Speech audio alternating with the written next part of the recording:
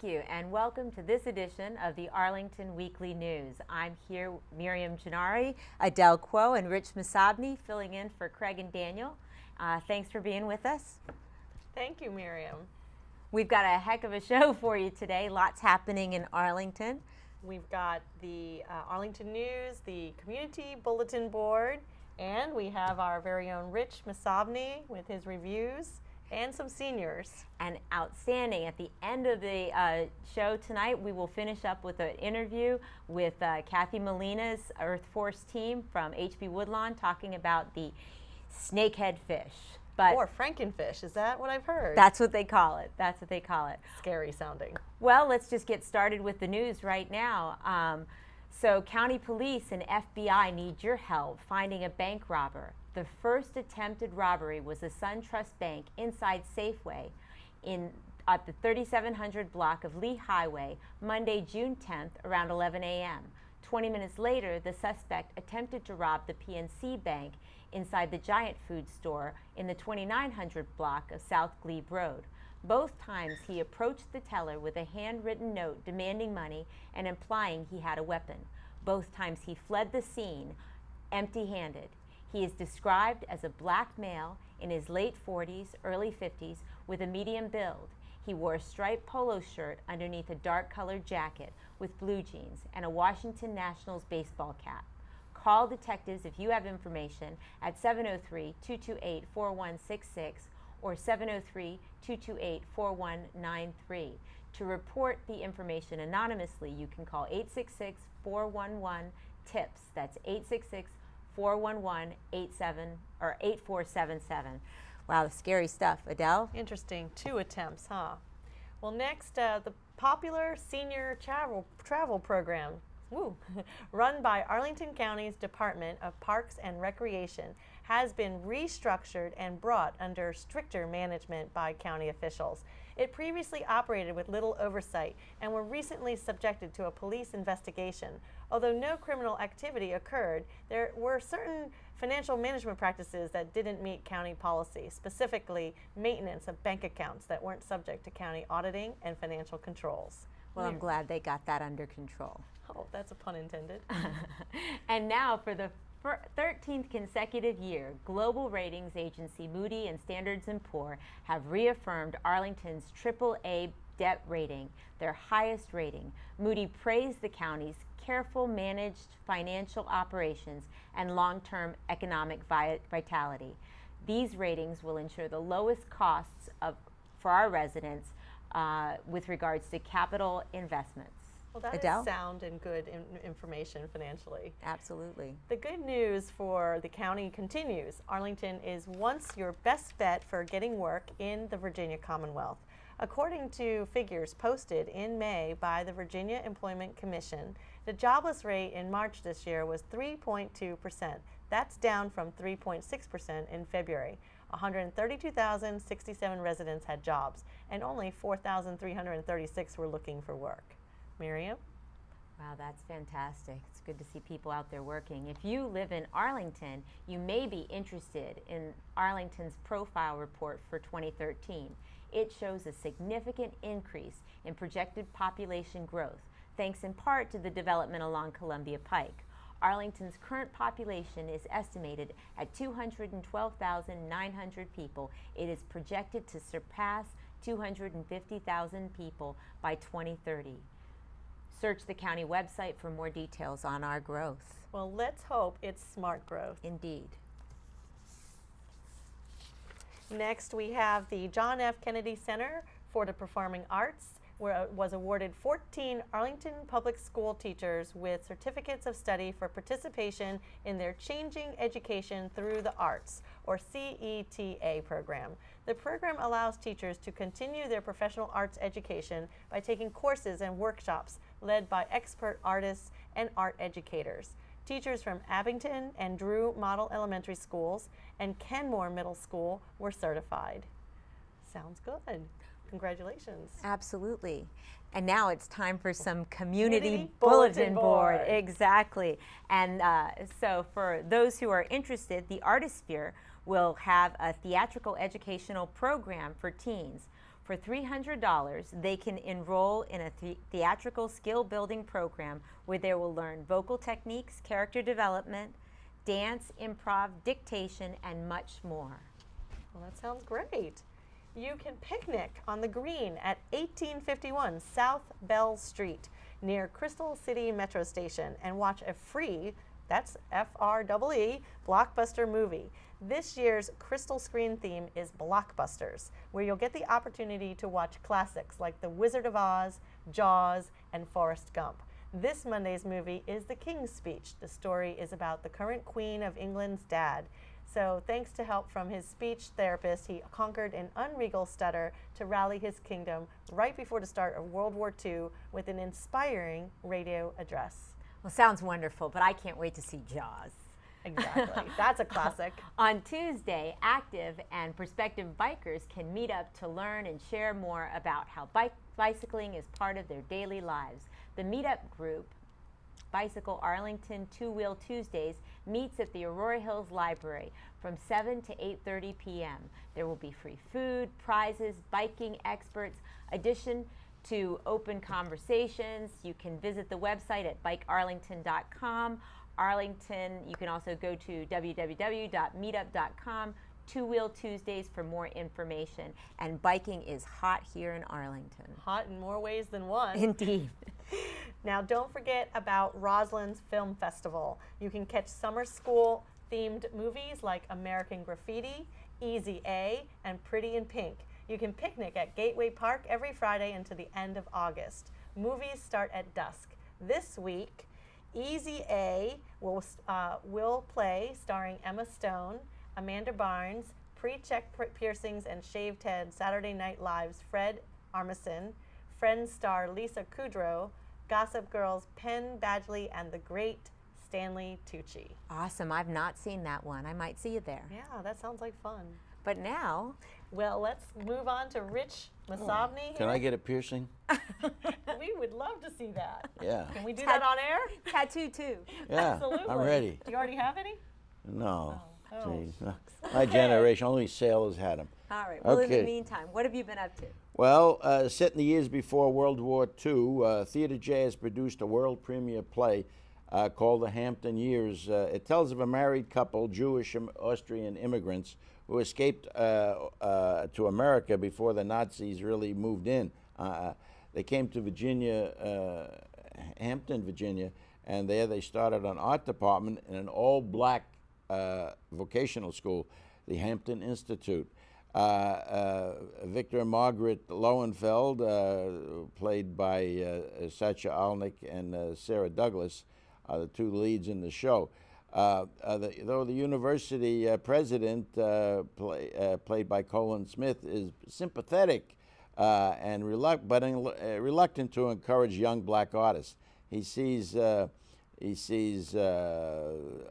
there that are bringing in black students, but anyway, he was not opposed to it, but he didn't recommend it. Anyway, it's a good show, a nice show. The Hampton Years is written by Jacqueline Lawton, and it's part of what they call a Theatre J locally grown community art festival.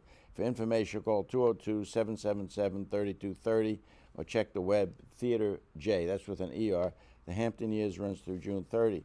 The show at the Little Theatre of Alexandria, LTA as we call it, brings back warm memories for me as a kid. The show's called 20th Century. It's a very popular cross-country train and features a ride from Chicago to Grand Central in this show to New York City. I actually rode this train with my parents in 1947 when I was 25 years old back then. No, I'm only kidding. I was a baby.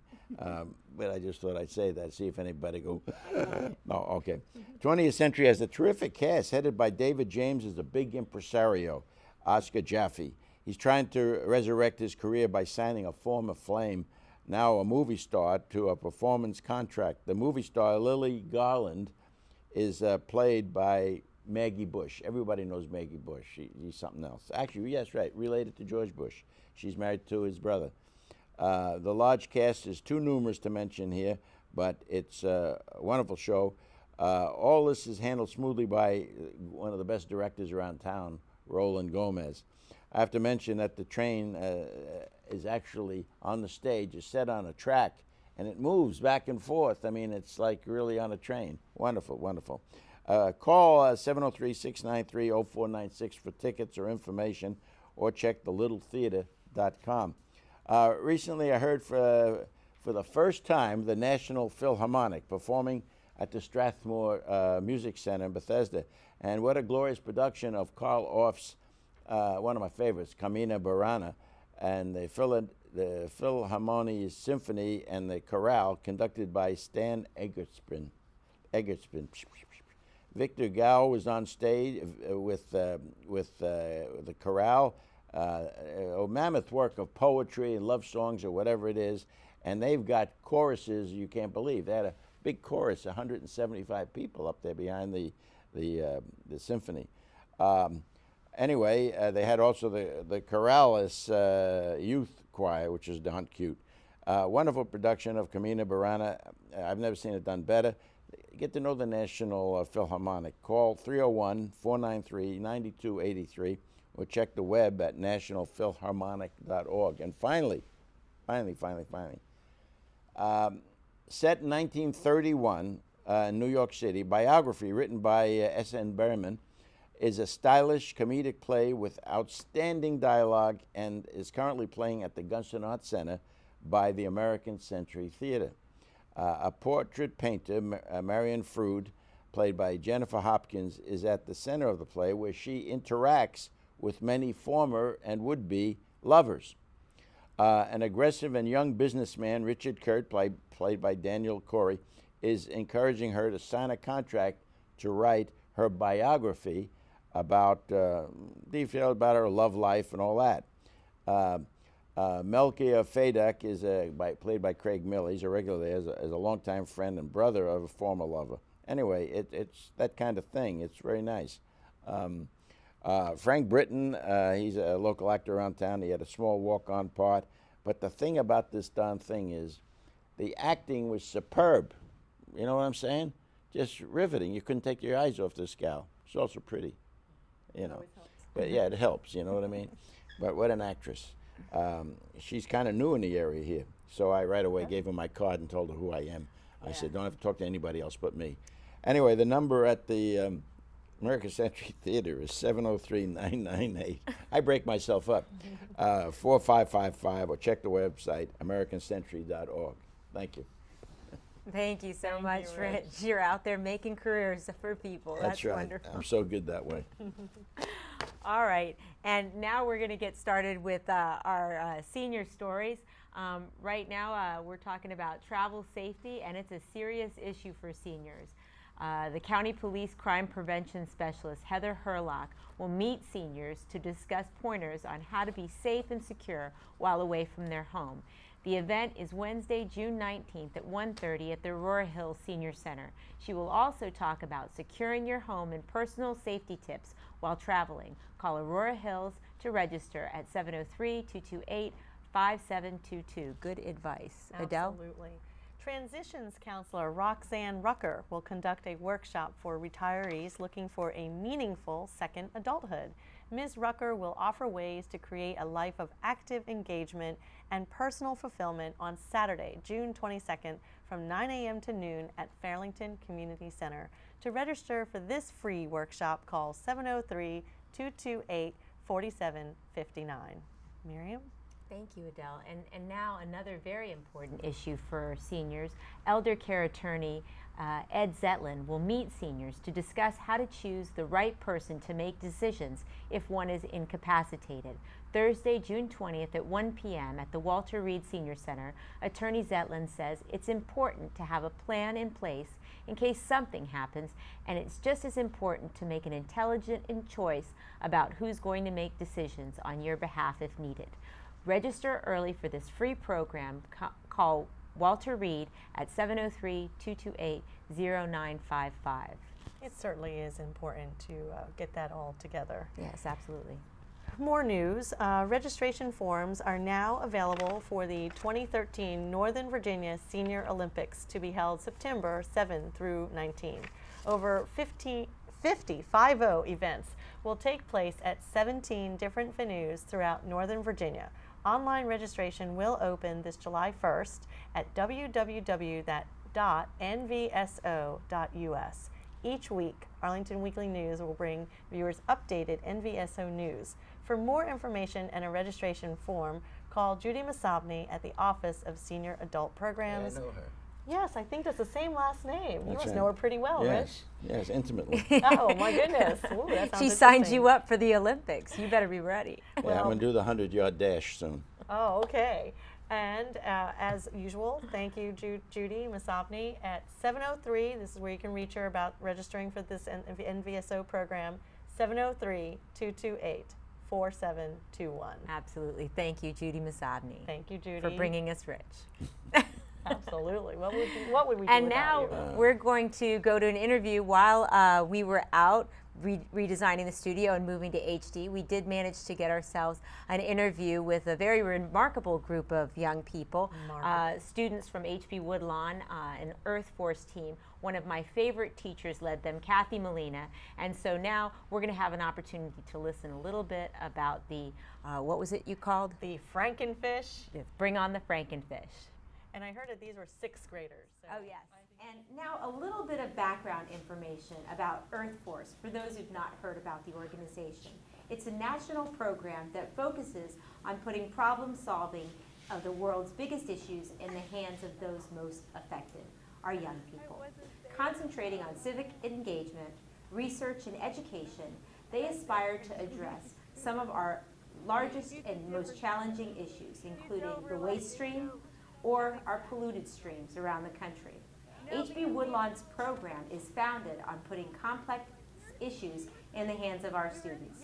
One teacher who has championed the method of letting curiosity lead to learning is science teacher Kathy Molina. Today we speak with Ms. Molina's 6th grade Earthforce class to talk to them about their project this year. Like HB, their ideas are ahead of the curve. Thank you, students. Now, let's talk first about the project itself. Molly, can you tell me a little bit about your project? So the project that we worked on is we're trying to get people to out-eat the snakehead because it's an invasive species from Asia and it's eating all of our native fish. So the local fish rates are going down and the snakehead rate is going up. Okay, and can you tell me about some of the predators that the snakehead has? Is there anything that's after it? Snakehead has one predator that they found where they found a snakehead in the belly of. It's the blue catfish, and it's more of an endangering species. It can be found as big as a table. So Wow, so it's a big fish. So that's one that can actually outwit the snakehead. Callie, what worried you most about the snakehead fish in our local waters? Well, the snakehead, unlike some fish, which usually eat just fish or little crustaceans, it eats almost everything, mammals, birds, just everything. And some things, including what it eats, well, they're good for the environment. So the more it eats them, the less the environment, it goes down. So it's not good. Well, and there's all kinds of articles being written about the snakehead, and some people think it's not such a bad thing. Claire, could you give us your opinion about the snakehead? Can it really walk on out of water? Yes, the snakehead can crawl on land because its internal skeletons reach all the way down to their tails, allowing it to slither on the ground like a snake, which is how it's got its name. And it can breathe the atmosphere with a special air bladder that it has, and it can be out of water for 3 days maximum. Wow, so it can actually escape predators by leaving the water. Yes. All right, well, now I understand that some of you tasted the snakehead. Who tasted it? Yeah? Okay, for those of you who tasted it, well, let's start with Ben. Ben, tell me, what did it taste like? Well, it's a very mild fish, but Chad Wells, the executive chef there, he put a lot of he sautéed it, so it tasted very good with the sauté. So I don't know how it would taste without the sauté, but I did really like the fish. Wow. And Brooke, how about you? What was your experience? I don't really like fish usually, but he prepared snakehead tacos, and they were really, really good. It's a firm fish, so it's kind of more like poultry than other fish, the texture. Oh, so it was on a skewer and it didn't fall off? It did fall off the skewer, but it still has a very firm texture when you eat it. Okay, well, now uncooked, I'm told that the snakehead is slimier than a slug. And someone here touched it. Wasn't that you, Alex? What did it feel like? Oh, it was definitely like a slug. It was all slimy, all over, no part of it that wasn't slimy. It was horrible. But when Chad started cooking it, the slime sort of like just melted away. And then when you ate it, it was perfectly dry and good, but still had that moisture in it, so it wasn't like super dry and like starving your mouth. It was actually really good the way he prepared it because it just took out all the slime. Do you have any fears about people not being willing to try the snakehead, maybe because of its name or the fact that it's so slimy? Well, Chad actually thought different from us. Chad thought that people that are really like adventurous when they're going to eat something want to know what it is. They want to know that it's a snakehead.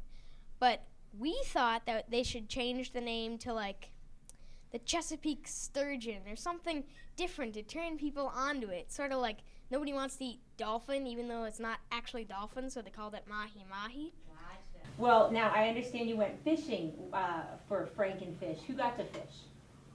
All right, and let's start with, is it Alex? Tell us about your fishing experience. Did you catch any snakehead? Most of the group went, and I was in the second session, and no one in the second session managed to catch fish, but it was still fun to be out in a boat in the middle of the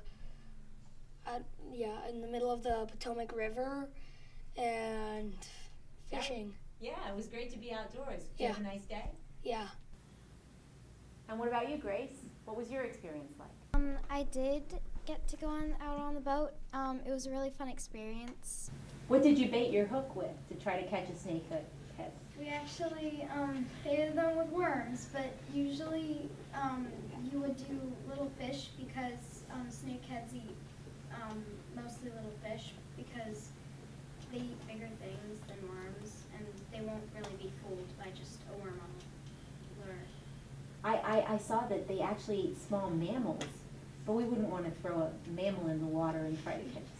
No, so that ought to be tricky. So there'll probably be some ideas or lessons on how to catch a snakehead. So now you've got this issue and you're trying to rid the waters of frankenfish. So what are your plans? What are your next moves to educate people?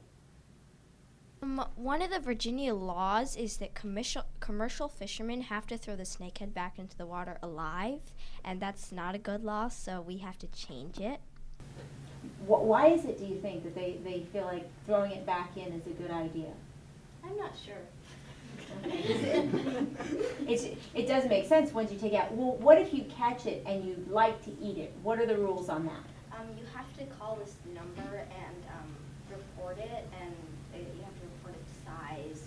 And if you don't want to eat it, just private fishermen have to cut off the head and throat and kill it. But most people just throw it back in the water for turtles to eat because they don't know how good it is. Okay. So and then in addition to changing the laws, what else can you do to help draw some of these people's attention to the tastiness of the fish? What are your plans on educating the public?